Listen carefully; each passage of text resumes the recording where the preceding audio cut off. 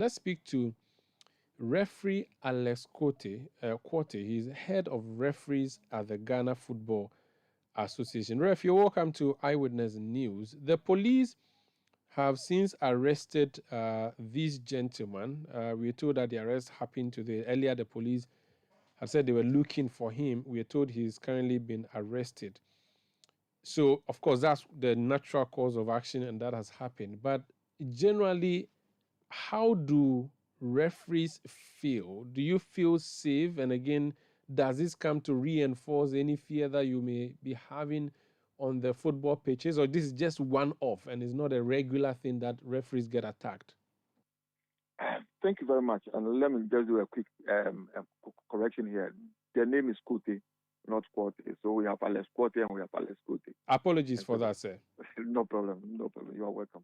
Okay, yes. And so, yes, we got wind of this story of the incident. Let me put it that way, of this incident over the weekend.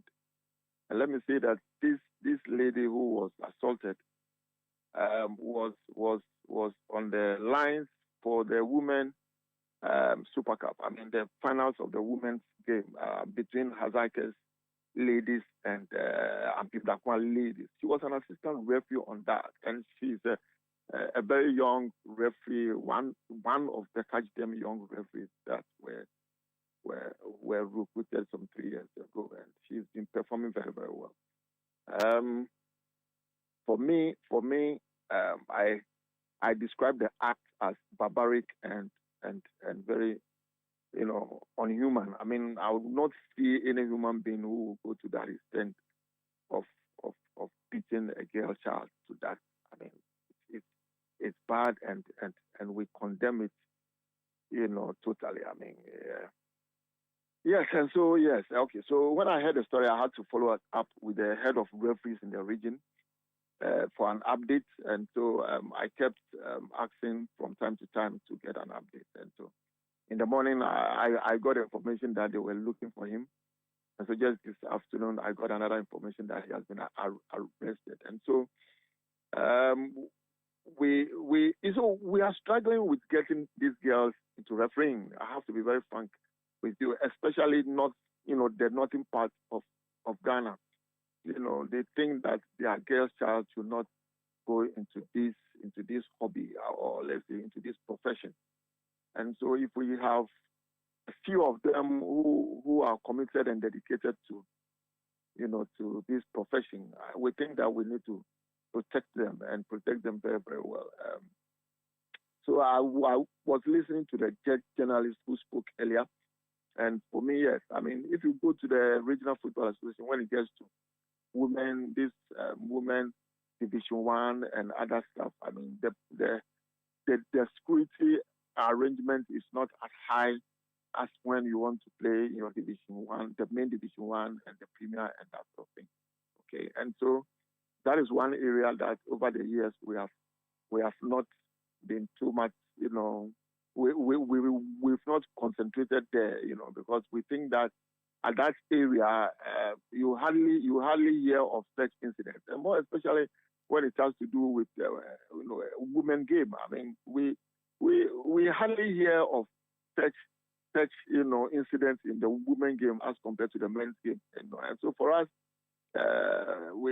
It came to us as a surprise because of some of these things. But then, so for me, I think that going forward, what we have asked the region to do is to pursue this matter, make sure that at least we set an example, we use this man as an example to others who would also even want to think of going or maybe performing such acts. And so we are on the ground, and we are urging the Regional Football Association to ensure that this man is brought to book, at least if some jail sentence is passed. And for this one, we wish to plead that people should not intervene. I mean, they should let the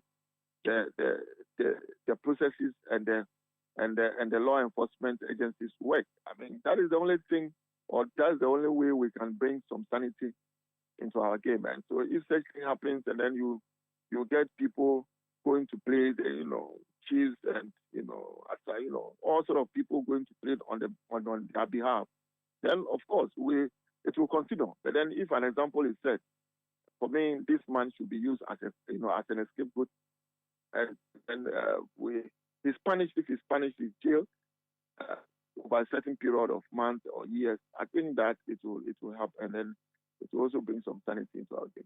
So you've mentioned that a lot of protection doesn't happen at the lowest level of the league. Is that correct? Is that a policy by the FA, or it's simply because of lack of resources? Exactly.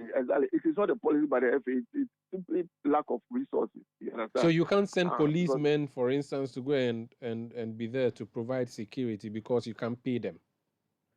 Or because maybe you don't have to pay them. Do you know whether a request is made to the police service and the police is unable to grant it? Do you understand how security is provided at this stadium? No. But at that level, no. We don't have much responsibility over there. It is the RFAs that deals with the security agencies. So as referees, all you have to do is wear your shorts, carry your whistle, come and supervise the game. As to whether there will be security generally is the job of the FA.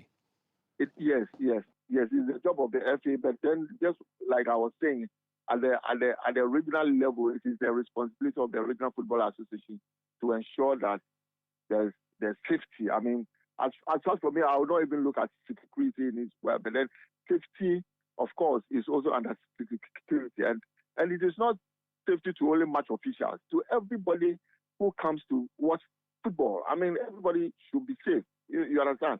If it shouldn't, journalists should be safe. I mean, if a journalist is going to cover a match and it's not safe, you understand what I'm saying? So generally, it shouldn't be for referees, but it should be for everybody who want to go and watch football. And so it should be the responsibility of the RFAs to ensure that at least everybody who comes to watch a football match is safe. As an association, having seen what happened this weekend, is there a new measure you're going to put in place to protect your members moving forward?